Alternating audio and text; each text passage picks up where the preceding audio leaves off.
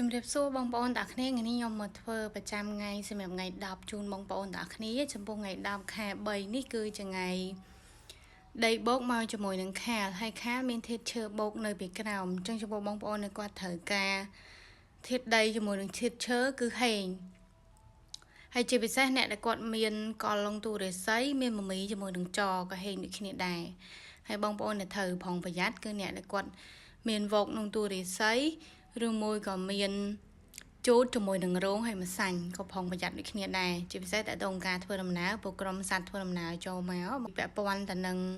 អ្នកដែលមានវោកជាមួយនឹងម្សាញ់នៅក្នុងទូរេស័យដែលត្រូវប្រយ័ត្នខ្លាំងហើយអ្នកដែលមានមមីនឹងចគឺតកតងទៅនឹងការប្រុងប្រយ័ត្នមិនផ្ដោតទៅលើតែការធ្វើដំណើរមួយមុខទេហើយអ្នកដែលមានវោកជាមួយម្សាញ់ក៏មិនមែនការធ្វើដំណើរតែមួយមុខដែរមានបញ្ហាផ្សេងៗទៀតគ្រាន់ថា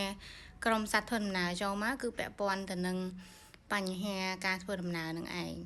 ហើយបញ្ហាផ្សេងទៀតបងប្អូនក៏ត្រូវប្រុងប្រយ័ត្នទៅតាមនឹងដែរចំពោះការប្រើប្រាស់ប្រចាំថ្ងៃយកទៅធ្វើការងារសំខាន់ក្នុងជីវិតអញ្ចឹងណាហើយទិសអក្សរប្រចាំថ្ងៃគឺនៅខាងជើងប្រចាំខែខាងលិចប្រចាំឆ្នាំខាងកើតអញ្ចឹងនៅសល់ចន្លោះខាងត្បូងបងប្អូនទាំងអស់គ្នាដែរជាទិសល្អហើយផ្កាយលេខ3ហោះចូលទីតាំងកតាអញ្ចឹងលេខ7នៅខាងត្បូងអញ្ចឹងបងប្អូនអាចទាញប្រយោជន៍ពីទិសខាងត្បូងប្រើប្រាស់បាន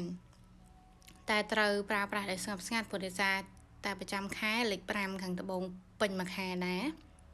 អញ្ចឹងបងប្អូនត្រូវមានភាពស្ងប់ស្ងាត់មិនថាយើងប្រើប្រាស់នៅក្នុងផ្ទះយើងទិសនៅក្នុងផ្ទះយើងក្នុងកាយាល័យ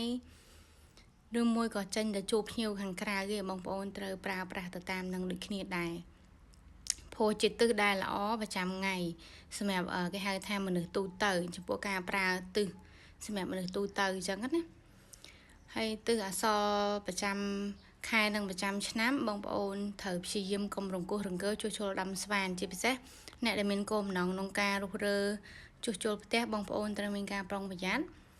ត្រូវរកចិនខ្សែជំនាញដែលមានជំនាញត្រឹមត្រូវមករើសវេលាបងប្អូនទាំងគ្នាធ្វើកុំឲ្យមានបញ្ហាអញ្ចឹងណាសម្រាប់បងប្អូនដែលគាត់ចង់រុះរើជួសជុលហើយតកតងទៅនឹងយើងមិនថាមករស់រើជួសជុលទេដូចចាក់ធុងបាស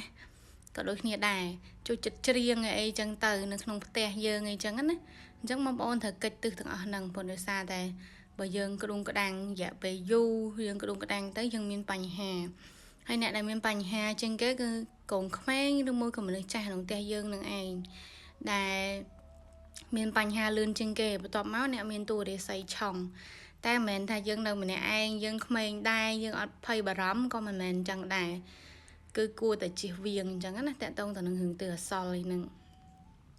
ជាពិសេសប្រចាំខែនិងប្រចាំឆ្នាំរយៈពេលយូរបងប្អូនទាំងគ្នាថ្ងៃនេះមកមានប៉ុណ្្នឹងឯងបងប្អូន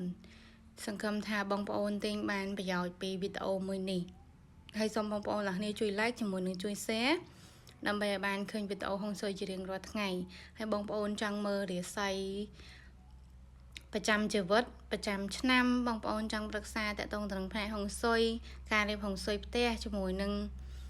សាងសង់ពីដើមទីរើសវេលាមង្គលល្អផ្សេងបងប្អូនអាចឆាតមកប្រឹក្សាយោបល់មកខ្ញុំបានណា